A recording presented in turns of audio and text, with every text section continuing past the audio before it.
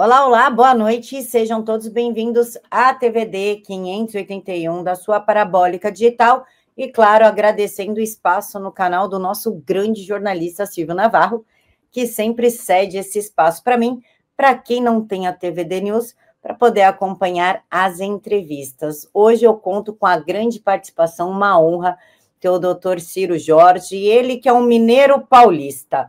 Ele atende tanto em São Paulo como em Minas Gerais, e também atende no CAPS, com consultório, claro, nesses dois estados, para poder trazer a paz e o equilíbrio para os seus pacientes. Doutor, muito obrigada por ter aceitado conversar conosco. Olá, Camila, boa noite, é um prazer enorme ter recebido esse convite, poder estar aqui com você, com os telespectadores. Acho que a gente precisa falar muito sobre isso e divulgar muito dessas informações que o pessoal está muito carente ainda e está com uma demanda muito grande, né? Doutor, antes da gente entrar nos assuntos polêmicos, né, o que as pessoas realmente querem saber, como vício em bets, bebê reborn, vício em drogas, aumento de violência, abuso sexual infantil e tudo isso que está rolando nas redes sociais, eu gostaria que o senhor explicasse a importância de se cuidar da saúde mental, por conta do tabu que existe que quem cuida da saúde mental é maluco, eu não sou maluco, eu não preciso, quando, na verdade, todo mundo precisa cuidar da sua saúde mental. O senhor pode explicar para a gente, por favor? Claro, eu acho isso super importante mesmo de falar, porque nós não temos esse costume no Brasil, né? E no pós-pandemia, a gente acabou confrontando essa ideia que a gente tinha de que a psiquiatria era só para louco. Nós passamos a ter um contato muito próximo com várias pessoas com transtorno mental, até mesmo dentro das nossas casas, e a gente precisou começar a desmistificar e a perder esse preconceito, porque antes eu via como louco, uma pessoa que não era bom ter contato, uma pessoa inacessível, e hoje está dentro da minha casa. Então, como que fica essa situação? Eu posso manter esse meu preconceito, essa minha resistência, tendo meu pai, meu irmão, minha mãe com algum transtorno assim em casa? E aí, por conta disso, começou a ter uma busca por informação, a tentar quebrar o preconceito através de informação. E eu acho que isso é uma crescente que nós estamos vivendo, que nunca teve na psiquiatria e que por necessidade passou a ter. E no pós-pandemia, o aumento brutal dos transtornos ansiosos, né? Ansiedade, depressão, desencadear quadros de mania e hipomania de bipolaridade. Isso era coisa que as pessoas mascaravam muito essa situação e até por falta de conhecimento junto ao preconceito, desconsiderava muito esses sintomas. E que hoje nós estamos tendo que lidar com eles, porque se a gente não lidar, a gente passa a ficar incapaz e não consegue mais ser produtivo. Então, a exigência, a demanda trouxe essa realidade da gente ter que entrar mais nesse assunto. Doutor, eu acho que é um assunto que tem que ser desmistificado, porque as pessoas parecem que têm vergonha. Eu não tenho nenhuma vergonha de dizer, sou mãe atípica de 2 crianças e eu frequento o psiquiatra e o psicólogo, porque senão eu não aguento. Uhum. Eu surto como mãe atípica, sozinha, que cuida de... Na verdade, eu tenho 3 filhos, sendo 2 neuroatípicos. Qual é a urgência, a necessidade de pais atípicos estarem em contato com o tratamento da sua saúde mental, doutor? Eu acho que é fundamental, porque são crianças, a criança por si só, ela já demanda muito cuidado e um psicológico bom dos pais, né? Que esses pais, inicialmente, que vão traçar o futuro dessa criança com a criação deles. E pais de crianças atípicas, além de já ter essa responsabilidade que toda criança demanda, eles ainda precisam ter o conhecimento a respeito daquele transtorno, daquela doença que aquela criança tem, daquela condição, para que eles possam auxiliar da melhor forma, pensando no menor prejuízo a longo prazo dessa criança. Então, eu noto que é fundamental pais e mães perceberam a alteração nos filhos, tem que buscar ajuda para eles, para os filhos, mas para os pais também na mesma e na mesma forma imediata que para os filhos. É essencial isso. Doutor, já que falamos em crianças atípicas, eu sou a mãe de uma neurotípica, de uma jovem de 17 anos que está para entrar na faculdade, totalmente típica, de um de 9 anos atípico e de um de 3 anos atípico, sendo esse de 3 anos com TEA nível 3, não verbal, sem desfraude, estereotipia, tudo aquilo. Eles estudam em salas mistas, e eu defendo que a verdadeira inclusão é aquela que os meus filhos possam aprender sem prejudicar a aprendizagem dos neurotípicos e que os meus filhos não sofram bullying, porque os meus filhos fazem terapia para que eles consigam lidar com os filhos daqueles que não fazem e são típicos. Só que estão me colocando numa nuvem, né, num nicho de preconceituosa, que eu quero separar os meus filhos e crianças que precisam ali de um suporte maior, das crianças regulares. Como o senhor vê essa volta da sala especial? A verdadeira inclusão é jogar todo mundo dentro de uma sala de aula e o professor que lute? Camila, essa pergunta ela é muito interessante, porque assim, essa inclusão ela é muito bonita para quem é típico, para famílias que são típicas, não para famílias que têm crianças atípicas. Houve o fechamento das escolas especiais para que iniciasse essa inclusão e que, na teoria, é ótimo essa parte. Porém, não é o que a gente vê na realidade no dia a dia. Por quê? O suporte que prometeu que existiria para essas crianças, para que fizesse esse processo de inclusão, ele não existiu. Então, as crianças, elas estão de uma forma ou de outra, jogadas na escola, incluídas, não sei até que ponto que pode se chamar de inclusão, numa realidade que elas não acompanham. E elas não acompanhando, isso acaba trazendo um distanciamento dos colegas, acaba iniciando um processo de bullying, e o que seria para incluir, exclui ainda mais do que se essas crianças estivessem em salas especiais. Então, assim, eu como profissional, eu concordo com a teoria dessa inclusão. Porém, diante da prática que nós temos hoje, eu acho necessário a volta das salas especiais até que se crie, se tenha condição de ter, de fato, um programa inclusivo. Porque hoje não é o que nós estamos vendo. E você, como mãe de crianças atípicas, você pode falar com mais propriedade, até mesmo que eu, do quanto essas crianças estão sofrendo com essa inclusão. Demais, doutor. Inclusive, o meu filho de 9 anos, além de problema neurológico por falta de oxigenação na hora do parto, ele ainda tem TEA nível 1, TDAH e é disléxico. Ele não, ele tá na, um combo. Ele é um combo. E ele não consegue acompanhar a terceira série, ele repetiu de ano, está na terceira de novo, e faz a prova da primeira série. O senhor não concorda que é injusto, até para os alunos regulares, a professora ter que diminuir o nível da aula dela para que somente o meu filho acompanhe a aula dela? Claro, claro.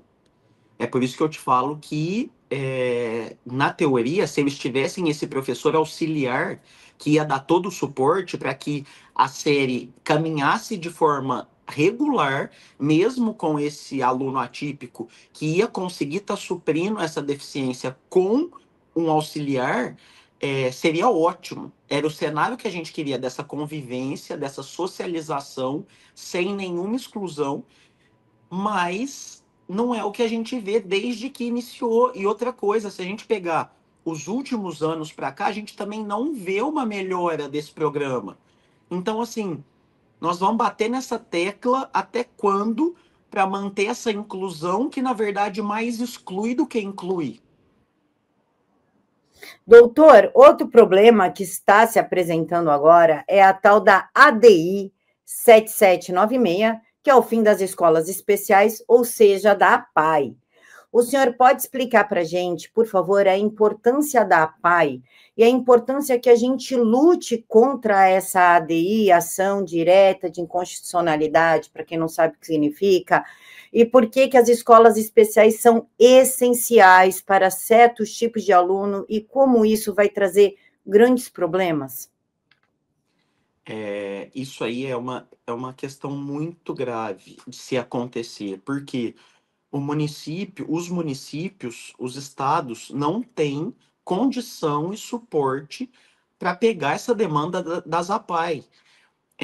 Os pacientes atípicos que conseguem estar na APAE, a gente está tranquilo quanto ao desenvolvimento e ao cuidado deles, porque a APAE exerce um trabalho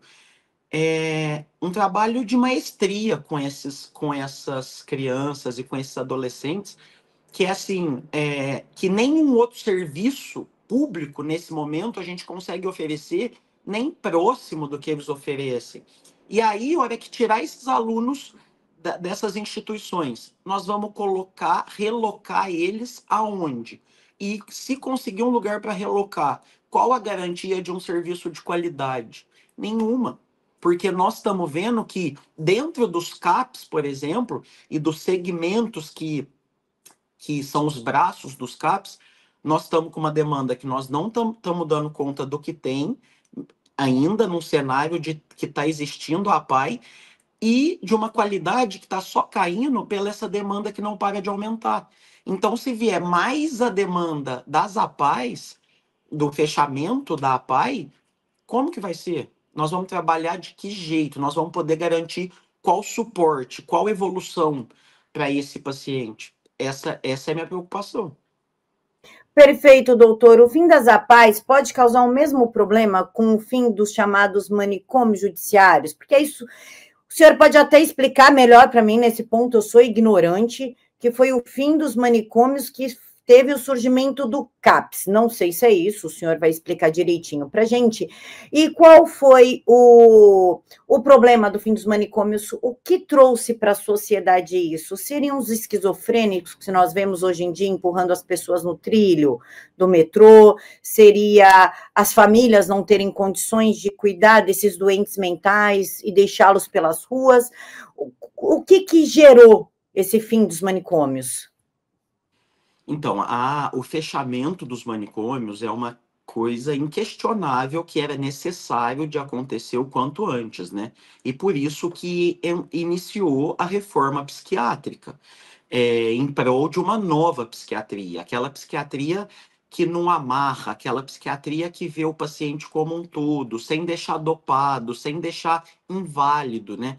Uma psiquiatria que a gente consiga socializar o paciente dentro do que ele tem por direito, dentro do que é digno para ele. Dentro dos manicômios, a gente vivia uma situação sem nenhuma dignidade, a forma com que eles eram deixados e até mesmo, às vezes, sem nenhuma doença propriamente diagnosticada, que eram colocados lá por conta de alguma necessidade da família ou rejeição da família. Então, essa nova psiquiatria a reforma psiquiátrica de fechamento dos manicômios e abertura dos CAPs, por exemplo, e da RAPS, né, que é a rede de apoio psicossocial, rede de atenção psicossocial, veio com esse intuito dessa nova psiquiatria, dessa psiquiatria inclusiva, dessa psiquiatria que trata com humanidade. E nós estamos ainda nessa desconstrução. É claro que quando fez com os fechamentos dos manicômios, não estava tudo completamente estruturado para receber esses pacientes da melhor forma e nem os CAPs na quantidade adequada para receber toda essa demanda. Então, hoje, tem muitos pacientes que não conseguem fazer esse acompanhamento e muitos outros que não aceitam esse acompanhamento. E é o que a gente vê de vários doentes com transtornos graves nas ruas, causando alguns prejuízos, né? Só que o que acontece? Essa nova psiquiatria, ela veio como uma psiquiatria de uma porta aberta que a gente fala. O paciente que ele não fica obrigado, ele não faz uma internação compulsória nos CAPs. Se ele não quiser ficar, o responsável aceitar em tirá-lo de lá, ele vai sair, entendeu?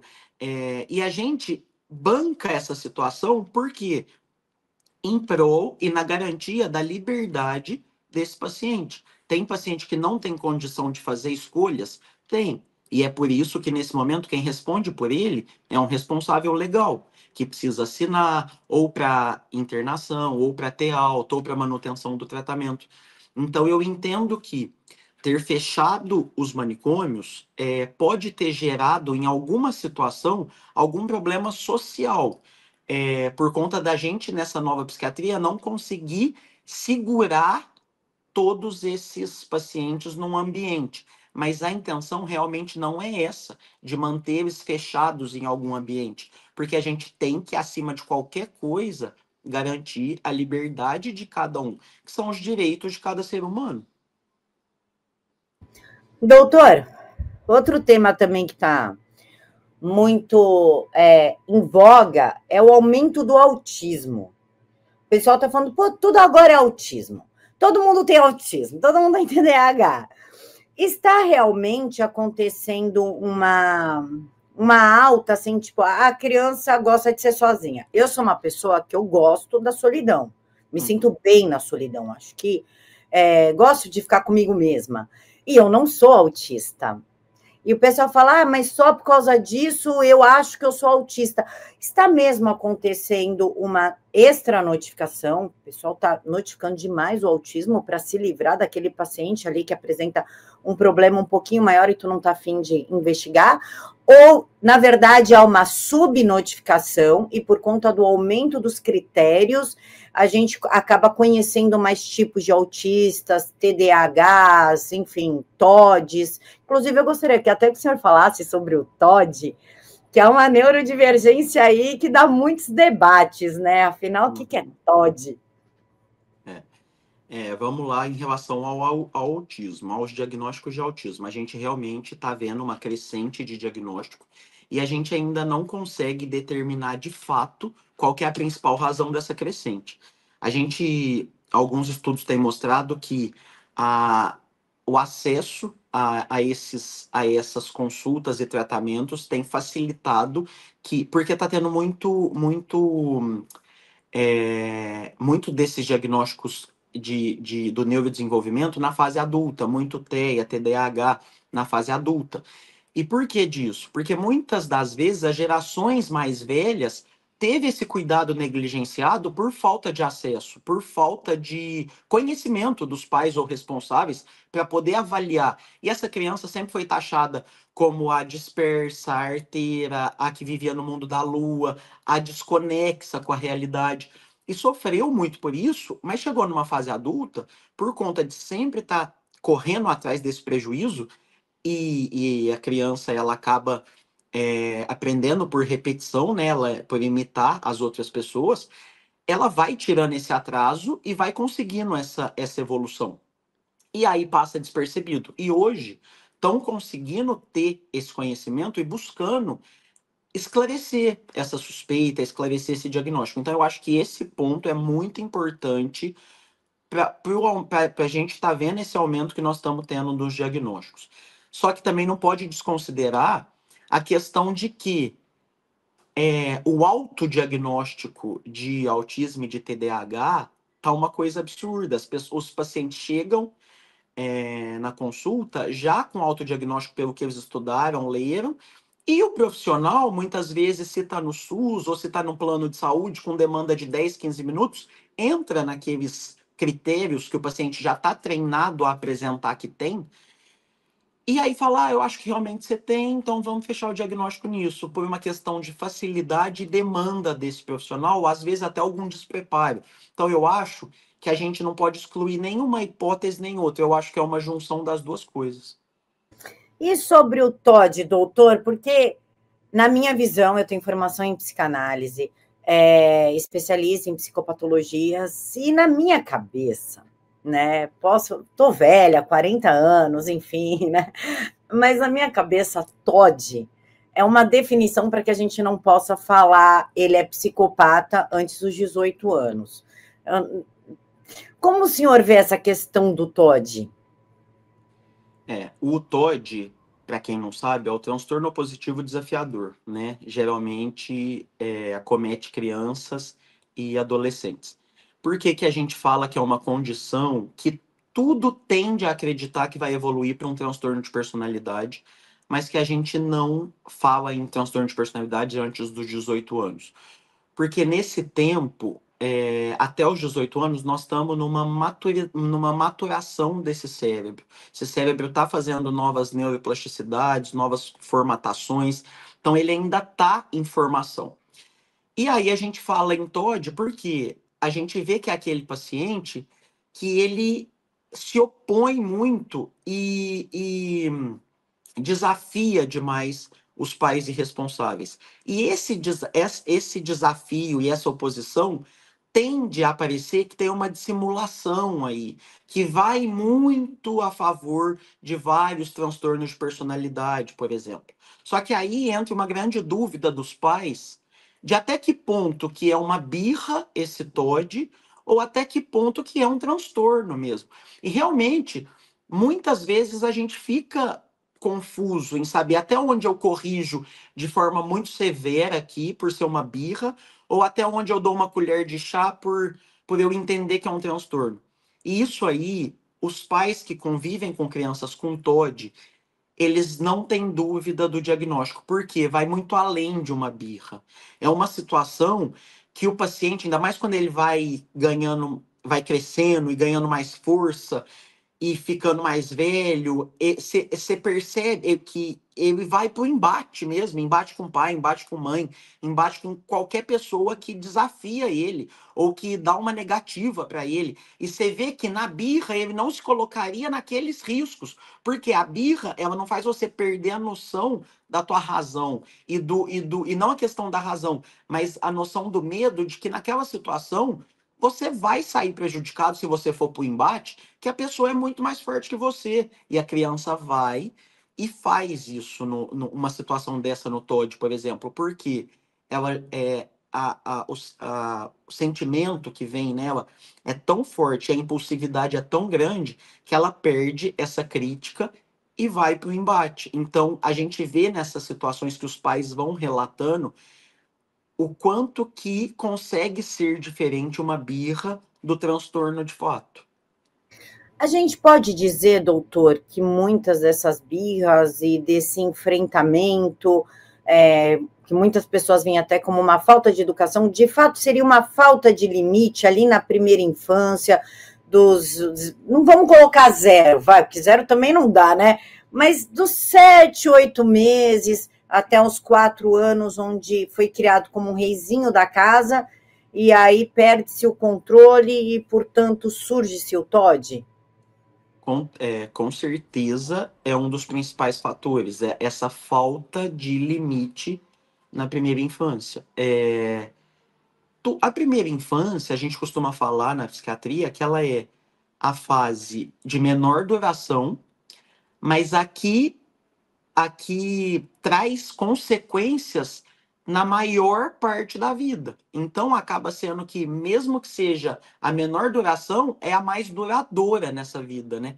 E por isso que a forma com que os pais vão lidar com essa criança nesse momento vai ditar quase que 100% da trajetória emocional dessa criança, tanto para o lado positivo quanto para o lado negativo. E desde aí, essa criança começa a reforçar um comportamento de oposição, de desafiador, de resistência com esses pais que vão dando uma afrouxada nesse limite dessas crianças, até que chega uma hora que sai do controle.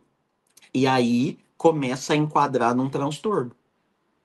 Doutor, por falar em transtorno, agora não tem como, a gente tem que falar de bebê reborn. Não, não dá.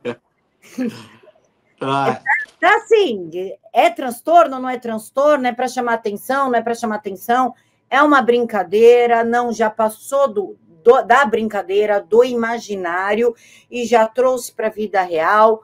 Como o senhor vê essa questão do bebê reborn de mães em Santa Catarina? Uma mãe levou a bebê reborn da filha de 4 anos para vacinar. Já quase não tem vacina mais. E ainda queria que gastasse uma vacina com um reborn. A outra pegou fila preferencial no supermercado. A outra pediu para o pessoal aqui no Ibirapuera parar de jogar bola porque o reborn dela tinha acabado de dormir. A outra leva no SUS. A que ponto isso é uma brincadeira para viralizar nas redes sociais e em que momento isso realmente já está se tornando aí uma patologia, uma psicose, digamos assim? Não tem como a gente não falar disso nesse momento, né? Só que, Camila, eu acho que iniciou como uma brincadeira e como uma arte admirável mesmo, porque esses bebês, eles são perfeitos. Quem produz esses bebês é de uma perfeição, assim, indiscutível. Só que eu acho que agora já passou desse limite. Eu acho que inicialmente começou com uma brincadeira para chamar atenção, para curtição, para likes. Só que essas pessoas que ainda estão em sã consciência, elas atingiram um público já com algumas fragilidades emocionais que acabaram entrando nessa onda sem esse discernimento de realidade e brincadeira, entendeu? E aí, esse público passou a, com essa criança, com esse bebê, com esse boneco, passou a dar força para algum transtorno que ele já tinha algum gatilho ou que ele já fazia algum tipo de tratamento. E foi interessante que até na psiquiatria a gente tem conversado muito disso, que antigamente nos manicômios, ou mesmo as pessoas que a gente falava, os doidos da rua, sempre tinha algum boneco, algum bichinho, alguma coisa pendurada neles, ou que eles davam vida a algum objeto, e humanizava esses objetos. Isso nos manicômios era quase que com todos os pacientes. E aí a gente vê numa outra escala essa situação desses bebês, essa situação dessa humanização de um plástico voltando à tona em pacientes que, na grande maioria das vezes, já teve algum transtorno psiquiátrico diagnosticado, faz tratamento ou estava em busca de algum tratamento. E aí, nessa população, a gente vê que deixou de ser uma brincadeira e passou a ser uma situação de fato muito preocupante.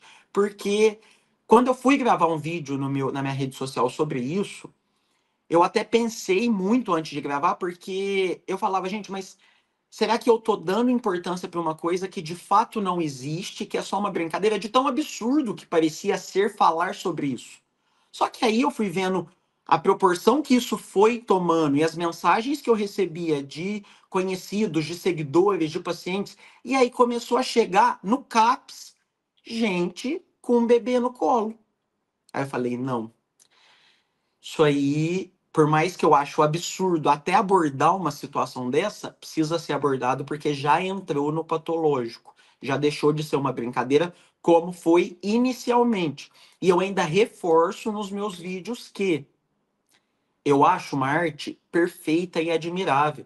E quem gosta, ter o bebê reborn para como decoração, para deixar em casa, para dar para uma filha, para uma neta, isso não existe nenhuma anormalidade. Criança brincar de boneca acontece desde que o mundo é mundo, desde que se inventou boneca. Isso não tem nenhum problema. O problema está na humanização dessas bonecas por adultos, não por criança. A criança ter aquela amiguinha boneca é super normal. Agora, humanos, levar boneca, levar bebê reborn para fazer compra em mercado, para ir na feira, para ir na farmácia, para pagar a conta, porque quer estar em contato com aquele boneco, não quer deixar o boneco sozinho em casa que vai demorar para voltar. Gente, me desculpa, a gente tem que lidar com o patológico, aquilo que é patológico. Doutor, a gente pode dizer que essas mulheres estão tentando que a gente fala da sua criança interior, a sua criança ferida, tentando corrigir algum buraco da infância através desses bonecos? A gente até pode, mas isso aí tem algum cabimento? A gente não vai conseguir consertar e ocupar nenhum buraco com um bebê de plástico no colo. A gente tem que deixar esse bebê e tratar na terapia, né? Esse buraco que nós temos dessa nossa criança interna.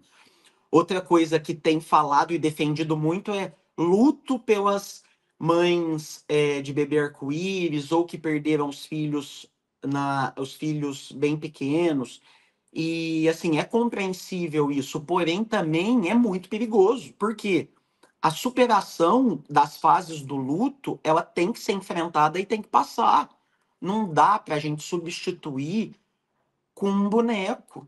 Não dá para a gente tentar colocar essas emoções e esse desconforto que aquela situação traz em um boneco de plástico. A gente não vai estar resolvendo nada.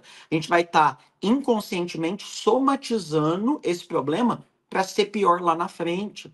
Então, eu sei que existem quem está usando esses bonecos nesse sentido de cura de criança interior, nesse sentido de perda de um filho, no sentido das crianças arco-íris, mas mesmo assim não é saudável.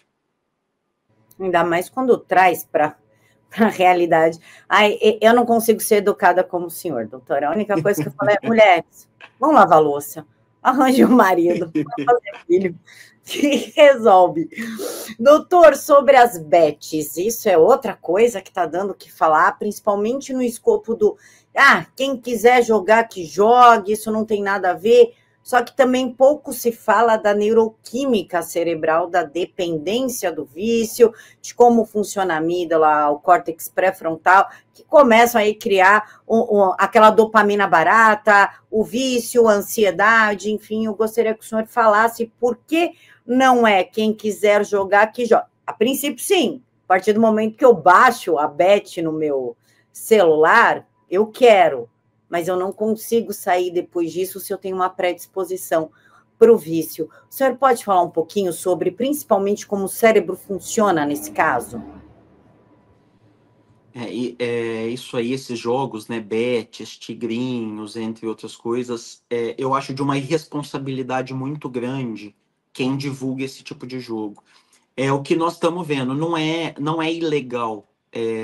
Você pode divulgar, você não está fazendo nenhuma ilegalidade, mas eu acho imoral perante a sociedade, sabendo de quem a gente vai prejudicar com essa situação, que são os mais já prejudicados. E essa questão de quem defende joga quem quer é quem nunca sofreu por nenhum tipo de vício ou teve alguém na família que sofreu por algum tipo de vício. O vício, ele tem o vício ele é uma doença. E tanto é uma doença, a dependência tanto é uma doença, que nós temos um CAPS só para tratamento disso. De álcool, droga e outros vícios como jogos, que agora está sendo tratado também no CAPS AD. Porque está muito além de um querer do paciente. Esse paciente ele tem uma alteração dos neurotransmissores, principalmente relacionados à dopamina, a essa sensação do prazer, que faz com que ele tenha necessidade desse prazer instantâneo, desse pico de dopamina, que vai fazer ele estar sempre jogando. E o que acontece depois? Depois que a gente usa droga, depois que a gente perde um jogo, ou depois que a gente para de jogar, a gente tem uma baixa muito grande de neurotransmissor pelaquela descarga que nós tivemos há um tempinho atrás. Na hora que dá essa baixa, a gente entra naquela vala, que a gente não está confortável ali, e a única coisa que vai tirar a gente dali de forma rápida é a gente repetir a dose, é a gente repetir a droga, é a gente repetir o jogo, é a gente pôr um pouquinho mais de dinheiro ali e continuar nesse processo que vai causar tanto essa dependência química quanto a psicológica. E aí a gente não sai mais dela. E aí vai casa, carro, família. Eu tenho paciente que, assim, foi parar para nós no CAPS, que está em condição de albergue, e antes disso tinha até uma loja de multicoisas. Perdeu a loja, casa, família e está no albergue. Aí eu te falo, vai aparecer uma pessoa, um influenciador, e falar, joga quem quer. Gente, não é, tá longe de ser isso. É muito, o buraco é muito mais embaixo. Doutor, inclusive, eu acompanho o Instagram do senhor, adoro, né? O senhor chama de Caps Lovers. E o senhor colocou um post há 3 dias atrás, né? Terça-feira, quarta-feira. Eu sou horrível, sou uma mula para matemática, para números. Então, terça-feira, eu acho. que diz o seguinte: amar é um ato de coragem. Por medo da não reciprocidade, negligenciamos a nossa vontade de amar, nos disfarçando de autossuficientes convictos. Pergunto, essa história de culpar, ainda nesse caso dos jogos, de falar o cara que quer jogar, joga sem pensar na família dele, sem pensar em tudo o que se traz, é uma incapacidade de amar o outro, é uma incapacidade da compaixão pelo outro, pensando somente na minha autossuficiência, na minha conta bancária? Não. Quando a gente se fala de uma dependência e de um transtorno, não. Porque essa pessoa, esse dependente, ele pode ter uma capacidade de amar e ele pode ter um amor absurdo pela família, muitas das vezes até maior que o amor próprio dele, que é, às vezes, o que faz ele ter perdido um pouco, mas em prol de ganhar mais para dar uma condição melhor para a família, ele vai insistindo até na hora que não tem mais mesmo como fazer. Então a gente não pode, porque nesse sentido de falar, de trazer uma não capacidade de amor, de amar dessa pessoa, e por isso ela se prioriza e faz as vontades dela, independente da consequência, a gente está minimizando esse problema dele. A gente está pondo essa dependência dele como uma escolha. Eu escolho jogar por total consciência do que eu estou fazendo. E não é isso. Vai muito além dessa escolha. É mesmo um vício, é uma dependência. Não, doutor, mas no caso de quem indica esse jogo, por exemplo, o senhor tem mais de 100 mil seguidores. Ah. Se o senhor quiser indicar, falar, gente, joguem no Tigrinho para se divertir, quando sabemos que não é isso, é para enriquecer o senhor. Entendi a sua pergunta agora. Seria a falta de amor, a falta da capacidade de amar e entender o outro? Eu interpreto totalmente dessa forma, como, assim, na posição de influenciador, eu acho que eu divulgar um jogo desse é uma falta de amor ao próximo, às pessoas que eu sei que são vulneráveis a essa situação e que podem perder tudo para isso. E por que que eu faria isso? Eu faria isso pelo ganho que eu vou ter. E eu posso te falar que já me ofereceram milhares de vezes para divulgar jogo. Só que eu jamais aceitaria porque a minha área, o meu nicho, a minha profissão é justamente para combater e para dar suporte para quem está sofrendo dessas ações irresponsáveis. Então não tem como eu fazer uma coisa dessa. E eu interpreto dessa forma. Eu acho que é uma falta de empatia, uma falta de amor ao próximo, só pensando no teu ganho. Reforço, não é ilegal, você pode fazer quantas vezes você quiser. Só que essa imoralidade eu acho que vem carregada pela falta de amor e de empatia. O senhor falou em imoralidade e falta de amor. Isso nós estamos vendo aí o tempo todo, né? Parece que as pessoas realmente perderam a capacidade de olhar o outro, de se importar com o outro, e só se importa realmente com a aparência, com o que a pessoa tem financeiramente falando. Nós deixamos de ser pessoas e viramos objetos. Uhum. É por conta disso o aumento da violência, principalmente dentro das escolas, porque é uma nova geração que está vindo, já está vindo com esse DNA de violência, digamos assim, DNA da falta de amor? Eu acho que principalmente da falta de empatia. A partir do momento que a gente tem uma criação de se colocar no lugar dos outros, consequentemente, o amor vem junto. Porque não tem como eu me colocar no seu lugar sem eu te amar e querer preocupar com esse seu lugar, ou sem eu ter alguma consideração por você. E nós passamos a funcionar de um jeito tão autossuficiente tão individualista que a gente esquece de colocar no lugar do outro. Então, assim, se eu não me coloco no lugar do outro, eu não consigo ter noção do quanto que ele pode sofrer com uma ação daquela, e aí não tem por que eu me preocupar de divulgar, por exemplo, alguma coisa que pode fazer mal, porque eu não vou sentir nem de perto aquela dor, e que para mim se resume nessa falta de empatia.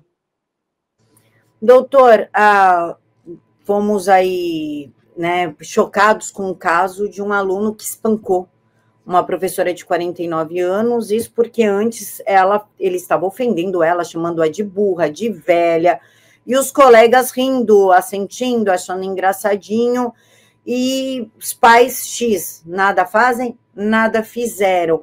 Essa geração está vindo com essa violência selvagem por conta de falta de limites em casa. O que está de fato acontecendo com essa geração? O senhor pegou algum caso assim?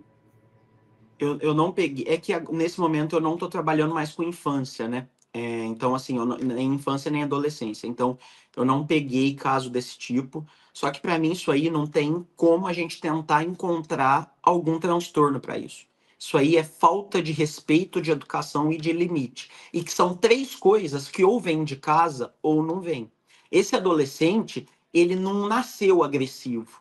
Esse adolescente, ele não nasceu querendo bater nas pessoas, xingar e maltratar. Teve uma trajetória de formação para ele ser quem ele é hoje. Então, assim, aonde que está essa lacuna? Aonde que está esse problema? É claro que dentro de casa. Não adianta a gente querer terceirizar essa culpa, que na escola tal não fez tal coisa, que não sei aonde não fez tal coisa. Não, é dentro de casa. A gente não sabe as condições, onde nasceu, se teve família, se foi abandonado. A gente não sabe de nada disso. Para culpabilizar uma pessoa, um menino que fez uma coisa dessa. Só que, independente de tudo isso, ele pode ter tido todos os motivos para chegar aonde ele chegou hoje, mas, independente disso, o erro está nesse processo, o erro está nessa criação em casa desde o início do que nós falamos anteriormente, desde essa primeira infância que fez ele ser quem ele é hoje. Doutora, a gente pode culpabilizar os pais, porque o que nós estamos vendo hoje em dia são centenas de crianças e adolescentes órfãos de pais vivos, onde o celular virou a babá perfeita. Ninguém mais tem paciência para olhar caderno, para reunião de escola, para sentar e conversar com os seus filhos. A gente pode culpar tanto os pais quanto os celulares, do tipo Discord, esses aplicativos, Discord, Instagram, por essa alta na violência, intolerância, falta de empatia com o outro? A gente pode. Infelizmente, a gente pode. E, assim, é o que eu falo muitas das vezes para vários pais que são meus pacientes. A gente tem que... Essa culpa tem que ser de alguém, que na maioria das vezes é dos pais. E não foi uma culpa intencional, não foi uma culpa de um abandono por achar que está negligenciando ou prejudicando aquela criança. Na maioria das vezes, entra numa demanda que hoje a sociedade está exigindo de trabalho, demanda social, e que o único momento de paz que esses pais têm em casa é à noite um pouquinho, que eles querem sossego, eles estão exaustos. E aí é muito mais fácil você dar uma tela para essa criança ou permitir que ela faça tudo o que ela está pedindo para que não entre em atrito do porquê não, no ter que pôr limite nesse momento, que vai permitindo e vai deixando ficar em tela, em computador, em rede social, pelo sossego, e não pensando no que isso pode causar. Eu entendo perfeitamente isso. E quando a gente culpabiliza esses pais, não é querendo transformá-los em figuras que sejam ruins. Longe disso. Mas essa culpa é de alguém, na grande maioria das vezes, por um motivo aceitável ou não aceitável, está acontecendo e está gerando tudo isso que nós estamos vendo. Doutor, agora um assunto muito incômodo, polêmico, então quem é muito sensível, a gente para por aqui, pode sair da entrevista, volta no final, para ouvir as considerações finais. Pedofilia. O que eu tenho reparado é que a exposição vulgarizada da mulher nas redes sociais, e essas mulheres acabam expondo também crianças em troca de likes, engajamento, até publicidade, estão aumentando os casos de feminicídio, estupro e pedofilia. Qual que é a visão do senhor frente a isso? Porque a mulher se auto-objetificou, também por conta da questão de falta de amor próprio, falta de autoestima, desespero por uma relação afetiva, acaba se enfiando com qualquer um que aparece, expondo seus filhos a diversos parceiros, sem o mínimo aí de critério. Como o senhor vê essa objetificação feita pela própria mulher e a exposição da criança em rede social com o aumento do estupro, feminicídio e pedofilia? Infelizmente, está completamente ligado, né? E assim, os pais irresponsáveis, eles têm por obrigação zelar pela segurança dessas crianças. Segurança física, emocional, psicológica, todo tipo de segurança. E no momento que você faz uma exposição dessa em rede social, você está proporcionando que essa segurança seja infringida, né, de alguma forma. Por quê? Você expõe essa criança, só que não vai ser a todo momento que você vai estar do lado dessa criança. E a gente não sabe o que acontece, a gente não sabe o que acontece nem nas casas dos familiares. Quando eu estava no CAPS infantil, a maioria dos estupros e dos abusos sexuais aconteciam com demais familiares, em casas de familiares, nas quais os pais estavam teoricamente tranquilos. E se isso acontece dentro das próprias casas de pessoas conhecidas, imagina fazer uma exposição em redes abertas na qual tem de todo tipo de gente, na qual chega para todo tipo de público essas imagens e que a gente não sabe como que esses pedófilos vão reagir naquele vídeo. Aí começam as perseguições. Quantos casos que tem de pedófilos que perseguem as crianças em entrada e saída de escola?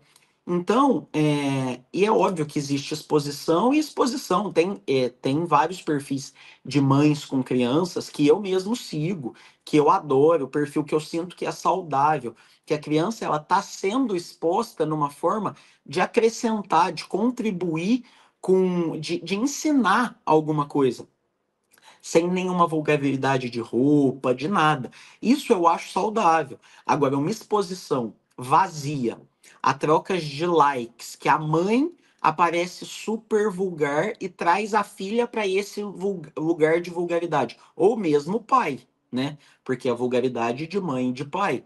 E trazem a filha ou filho para esse mesmo lugar, isso está diretamente ligado ao aumento dos casos de estupro, dos abusos e por aí, das perversidades, né? E por aí vai. Doutor, o que leva uma mulher a se vulgarizar desta forma numa rede social, sabendo que o que cai na rede nunca mais sai? Não adianta pagar perfil, entrar na justiça para tirar foto de outros sites, não adianta. Uma vez na rede, sempre na rede. Qual que é a construção emocional, psicológica dessa mulher para se colocar como um pedaço de carne frente a tantas pessoas? O que está levando as mulheres a fazerem isso? Então, essa pergunta é um pouco difícil, assim, porque ela é mais voltada para a psicologia, né? Eles conseguem ter um manejo e um entendimento melhor. Porque é multifatorial, né? Não tem como eu te falar, ó, estão fazendo isso por isso. Eu acredito que seja por algum vazio muito grande e um desespero, que está completamente ligado a uma certa imaturidade de alguma forma, e na maioria das vezes imaturidade emocional. Essa pessoa que está fazendo isso naquele momento, ela não tem a noção desse pós, ela não tem a noção de tudo de ruim que isso pode causar e que é um quadro irreversível. Ela quer fazer o agora para ela atingir um objetivo nesse momento, seja lá qual for, seja financeiro, seja de conquista, seja o qual for. E depois, o depois a gente vê. Esse depois a gente vê é muito comum em pessoas que são imaturas, né? Seja qual for o tipo de imaturidade, mas pessoas imaturas, elas tendem a ser inconsequentes. E aí faz esse tipo de coisa e quando estoura, que vem tudo à tona, a pessoa fala: "Nossa, eu não devia ter feito isso porque eu não sabia que ia chegar no que chegou". E às vezes, de fato, ela não sabia. Só que naquele momento, por algum vazio, por alguma insegurança, ela está criando aquele personagem para poder chamar a atenção de alguma forma. Então, eu vejo como multifatorial e assim, quando você começa a fazer um processo terapêutico, você vai vendo que mesmo que várias mulheres estejam fazendo o mesmo tipo de exposição, cada uma delas têm os seus motivos e têm os seus traumas para estarem naquela situação. Então, não, fica difícil da gente padronizar. O senhor, como psiquiatra, consegue dizer, ou a sua visão, na verdade, né? Não que seja uma sentença, uma verdade absoluta, mas na sua visão, que as pessoas estão mais superficiais, não estão se aprofundando, e por isso que esse prazer momentâneo do visual, do sexo descompromissado, as pessoas não se relacionam mais, não têm a mínima paciência mais para construir um relacionamento. É por conta de uma geração altamente imediatista, viciada numa dopamina rápida para, sei lá, cobrir algo dentro de si que não quer encarar? Sem dúvida, sem dúvida. É uma geração do aqui e agora, né? E os aplicativos de relacionamento, eles vêm nessa mão também, de, você conhece aqui, amanhã você já relaciona e você já tem uma relação sexual, depois no outro dia você exclui e acabou. Você não aprofunda nada. Por quê? A partir do momento que você começa a aprofundar, começa a vir aquela parte desagradável, de você ter que se ajustar, conhecer o outro, fazer pontuações, considerações. E isso não vai te dar prazer em momento algum. Isso não vai te liberar dopamina, você não vai sentir bem-estar nisso. Então vamos desconsiderar esse aprofundar e vamos ficar mesmo na superficialidade, que a gente vai conseguindo ter um prazer atrás do outro. E hoje está se pensando assim. Só que aí, tudo que é sério, tudo que é duradouro, tudo que cria laço, não é superficial. A superficialidade não te permite isso. Você precisa entrar camadas para que você possa chegar no que realmente vale a pena. E o que realmente vale a pena, que é o saudável, ele não fica dando pico de dopamina. Ele tem uma estabilidade com algumas oscilações boas e outras ruins. E a vida saudável, ela é assim. Só que essas gerações, por conta de todos os estímulos imediatistas, com rede social, com série, que você começa a ver uma, você já maratona todas e assiste todas. Tanto que estão deixando de fazer, por exemplo, ler um livro, que você não vai conseguir ler todo de uma vez, para assistir o que já está no formato de série ou de filme. Respostas de WhatsApp. A pessoa não responde dentro de 1, 2 horas. O adolescente, quantos que eu já vi, que já aconteceram, eles começam a se automutilar por não estar recebendo a mensagem na forma e no horário que eles queriam de fazer. Olha a que nível que chega. Sendo que antigamente os nossos avós tinham que esperar uma resposta por carta. Imagina se eles fossem automutilar por não chegar a resposta. Não ia ter vida, né? Então, assim, é uma geração que veio nessa forma imediatista e que essa forma imediatista tem trazido essa superficialidade, porque o que é imediatista tende a te gerar mais prazer momentâneo. E a superficialidade é isso. Já o prazer duradouro e saudável, nós não estamos conseguindo atingir, porque ninguém está disposto a chegar lá. Doutor, e quais são as consequências psiquiátricas disso tudo? Por exemplo, depressão, anorexia, uso de drogas, enfim. Existe alguma consequência psiquiatricamente falando, num curto, médio e longo prazo desses relacionamentos fugazes? A curto prazo é excelente, né? A curto prazo é ótimo. Só que a médio e longo prazo é onde a gente vai começar a desencadear os transtornos de humor, de fato, que é os transtornos ansiosos, depressivos, a bipolaridade. Por quê? Porque a gente vai começar a sentir um vazio, a gente vai começar a sentir que não faz mais sentido, a gente já vai estar enjoado dessa superficialidade, desse imediatismo, a gente vai estar buscando uma estabilidade. Estabilidade emocional, estabilidade financeira, ter um parceiro ali que você possa contar. E aí, a hora que isso começa a bater na porta, você começa a aprofundar nesses transtornos que antes você não percebia, porque o teu prazer naquelas situações superficiais e imediatistas era o bastante e estava ótimo. E hoje eles não fazem mais sentido na tua vida. E aí esse vazio vai começar a desencadear esses outros transtornos. Por isso que nós estamos vendo esse aumento exponencial. de suicídio e depressão, doutor? O aumento do suicídio e da depressão? O suicídio ele é causado por algumas situações, né? A depressão grave é dos transtornos que leva ao grande número de suicídio. Então, nós estamos vendo um aumento brutal dos transtornos de humor, que incluem depressão, transtornos de ansiedade e bipolaridade, e, consequentemente, os números de suicídio. Doutor, para a gente finalizar, um assunto mega tabu mesmo, mega tabu, que eu estou vendo que está começando a ser discutido nas redes sociais, e por isso eu gostaria que a gente falasse disso antes que vire um boom, e aí vem um monte de opinião lixo e confunda a cabeça das pessoas. Existe um tabu muito grande sobre meninos que sofrem abuso sexual, isso existe, não é incomum, só que eles se calam. Como a gente identifica um menino, porque a menina a gente vê sangue na calcinha, mudança de comportamento, uma sexualização mais exacerbada, um medo perto de algum parente, enfim, nós já estamos treinados, escolados para identificar uma menina que está sofrendo um abuso, mas nós não estamos treinados para identificar um menino que está sofrendo abuso. Eu gostaria que o senhor abordasse esse assunto sobre meninos de todas as idades que sofrem abuso, o tipo de vergonha que isso causa nele, por que é subnotificado, por que as autoridades não levam isso a sério e quais são as consequências psiquiátricas para essa criança que um dia vai crescer, vai virar um homem e vai ter que lidar com isso.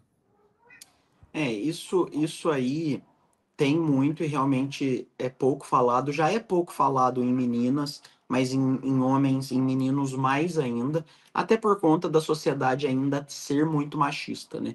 Então, o menino, a dificuldade dele de falar que houve algum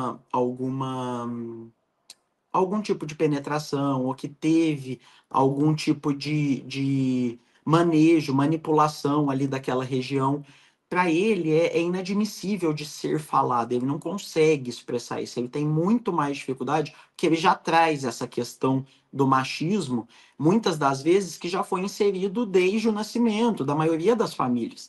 E, por conta disso, a sociedade ela segue nessa mesma via de qual ele finge que não aconteceu, a gente também finge que não está acontecendo, principalmente com os meninos, e acabou.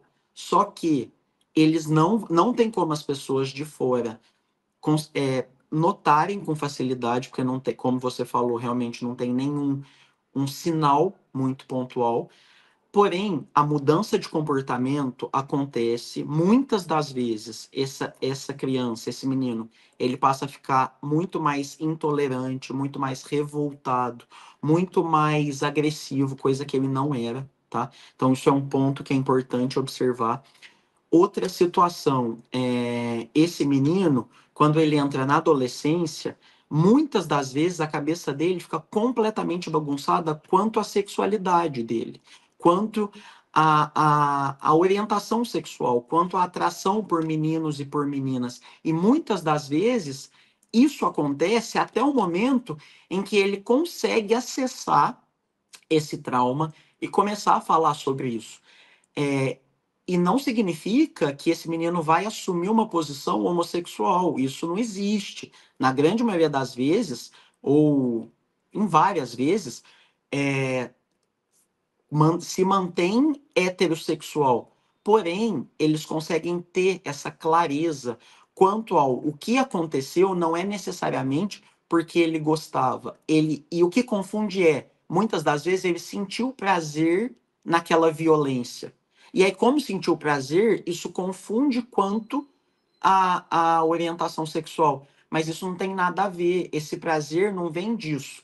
Essa orientação sexual e essa escolha por menino ou menina não tem a ver com o prazer da penetração, por exemplo. É vários outros fatores.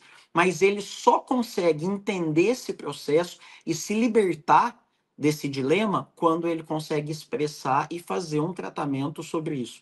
Isso é uma coisa muito importante que a família precisa inicialmente observar essa alteração de comportamento e durante a adolescência ir perguntando algumas coisas sobre atração, sobre orientação sexual, deixar esse campo aberto para que a família, o quanto antes, consiga dar a mão para essa criança e direcionar para um tratamento correto e solucionar esse problema o quanto antes. É óbvio que essa solução do problema é entre aspas, né? Porque o trauma sempre vai existir, mas que sofra, que doe, que traz consequências menores nessa vida adulta. Doutor, toda criança que foi abusada, homens, né? Então, foi um caso dos meninos, é um abusador em potencial? Porque muita gente fala isso, eu particularmente acho isso uma afirmação bizarra, irresponsável e que fomenta o preconceito, que fomenta a exclusão dessas pessoas e o acolhimento delas. A maioria dos meninos que foram abusados, sejam por homens, seja por mulheres, serão futuros estupradores ou agressores? Então, isso aí é um crime a gente generalizar uma situação dessa, né? Eu não acredito nessa afirmação e também não vejo nem de perto que a maioria vá para esse caminho. Existem sim várias situações que o paciente ele passa a ter algum transtorno após esse abuso, após um estupro, e dentro desses transtornos ele pode mudar o comportamento dele e ter algum comportamento assim mais abusivo, mais agressivo, mais inseguro, que faz gerar agressão. Agora, não necessariamente um pedófilo ou um estuprador. Isso aí é muito perigoso falar isso. Doutor, há alguma coisa que o senhor gostaria de falar, de pontuar, que eu esqueci de perguntar, que a gente não acabou abordando? Acredito que não, acredito que deu para falar bem e abordar assim as principais pautas que nós estamos vivendo, né? Doutor, agora é a hora do seu jabá, de falar das suas redes, onde a gente encontra, como a gente segue. Eu sei que o senhor já saiu, até, acho que, se não me engano, na Veja. O senhor Mas tem tu aí, é. na Isto É, o senhor aí tem uma projeção. Gostaria que o senhor contasse para a gente como a gente faz para ter contato com o senhor. Bom, vamos lá. Eu tenho o TikTok, o Instagram e o YouTube, né? Todos são Dr. Ciro Jorge. Hoje em dia eu trabalho no CAPS, trabalho no consultório aqui em São Paulo e tenho consultório em Minas também. Então, faço esse atendimento individualizado e particular. Eu eu ganhei assim muita visibilidade por conta desse tratamento humanizado na psiquiatria, nessa criação de vínculo, nessa psiquiatria que eu acredito de liberdade, de socialização. E é o que eu apoio, é o que eu acredito, é o que eu tento difundir. E agora, nesse momento, eu estou acabando de estruturar um curso que vai ser lançado muito em breve sobre transtornos de humor para leigos mesmo, que é assim, o intuito desse curso é identificar os primeiros sinais e sintomas, o que dá, como que dá para ter tratamentos não farmacológicos, dependendo da situação desse transtorno, quais os tratamentos farmacológicos, como que é importante identificar fatores de risco, como genética, como antecedentes familiares, como é importante identificar o teu comportamento, se é um gatilho, se pode desencadear alguns desses transtornos. Então tá tudo, tô finalizando tudo isso para lançar esse curso, que aí eu vou colocar nas plataformas e divulgar. E acho que é mais ou menos isso.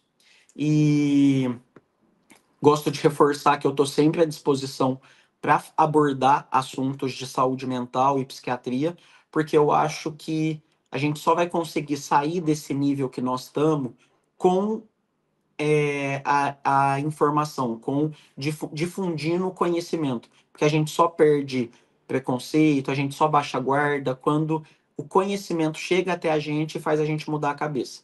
Então, acho muito importante a gente ter mais esses momentos e mais divulgações como essas. Muito obrigada, doutor. Deixo claro a todos que eu já sou a primeira aluna. Pode me mandar o link, eu adoro esses cursos, eu acho que quanto mais a gente, mesmo sendo da área, mais a gente aprende, mais a gente adquire conhecimento, mais pessoas nós conseguimos ajudar, mesmo porque eu, na minha área da psicanálise, da psicopatologia, eu só sou uma estudante mesmo. eu não atendo, eu só gosto de saber para justamente passar a informação, poder entrevistar pessoas de grandes nomes como o senhor, mostrando ali um pouco de conhecimento para não passar vergonha, né? Sim, sim, mas muito obrigado pela oportunidade.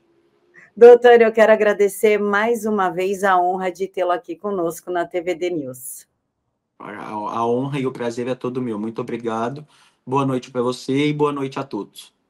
Pessoal, quero desejar uma excelente noite a todos vocês. A gente se encontra novamente aqui na segunda-feira e desejar um fim de semana maravilhoso com a família de vocês. Se beber, não dirija. Se usar drogas, não façam bobagem. Fiquem todos com Deus e até mais.